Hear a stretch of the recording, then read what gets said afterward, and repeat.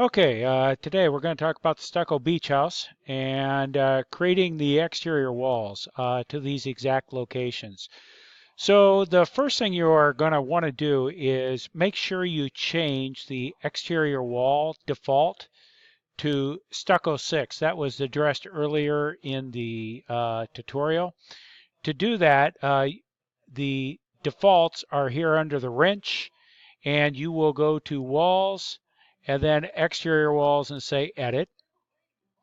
Under exterior walls, wall types, and make sure you change this to stucco 6. We are making the walls, the exterior walls out of stucco, 6-inch 2x6s. All right, so that's the first thing that you'll do. Now, when you click and drag, try and make the walls fairly close to what they are supposed to do, what they are supposed to be. Uh, when you click and drag a wall, you'll see the temporary dimension come up there. And so you want to try, if it's supposed to be 10 foot, try and get it close to 10 foot. That will help you when you go to resize everything. All right, so now once you have the wall set up pretty much the way that they are supposed to be, now there is a way, this is the user manual, user guide. If I click and drag this on this half and then click and drag Chief Architect on this half, and then zoom in here and resize this a bit here.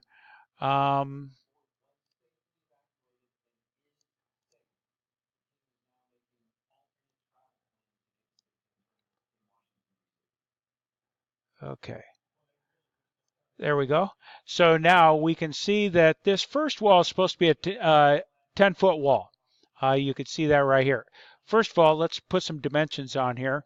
If I make this big again, auto dimension is right here, and click the auto exterior dimension.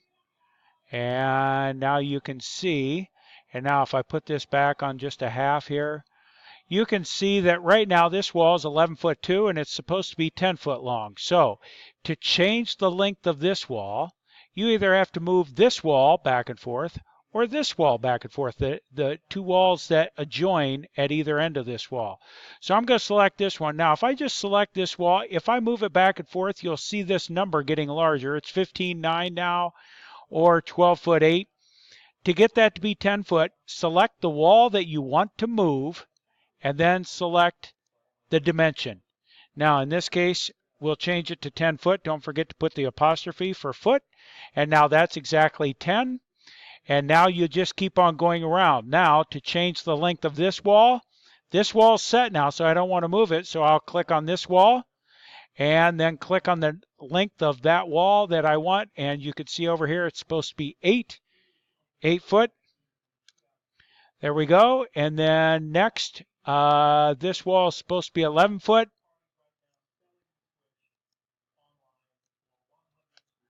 And you just keep on going around in a clockwise fashion until you get all of these numbers zeroed in perfectly. Okay? So that is how you get your walls. And then the next thing that you are going to do is you are going to start to add in your interior walls. Now don't forget, when you click on the wall tool, your interior is here. And I would just go ahead and start putting these walls in. I think the first one they ask you to put in is this one here. And this isn't quite set up yet. I'll need to make some adjustments because my dimensions are off here.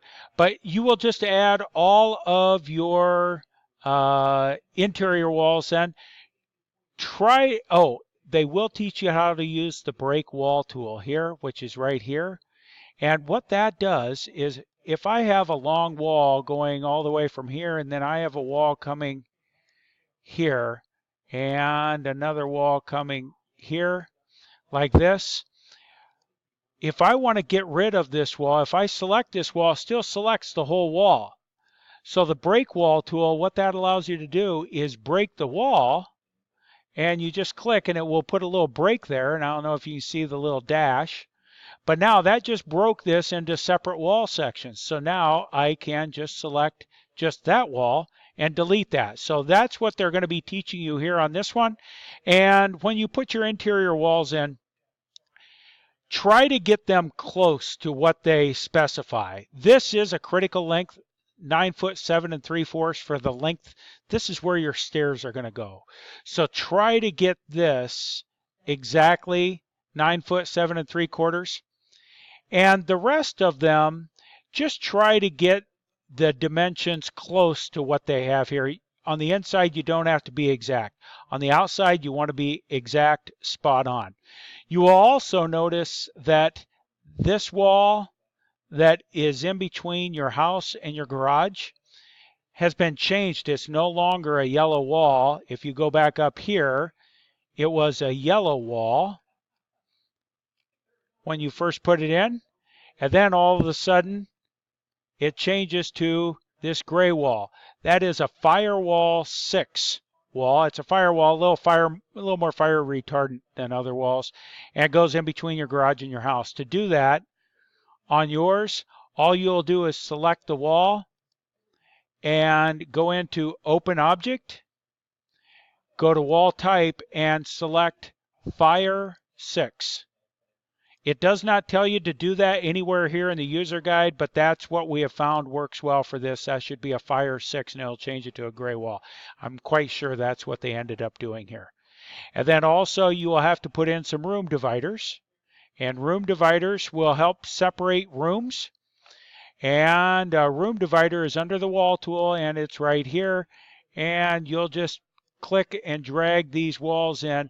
And what that does is section off a space so you can label this room, whatever it should be labeled. But it's there. These walls are actually invisible. They will not show up on any of your plans.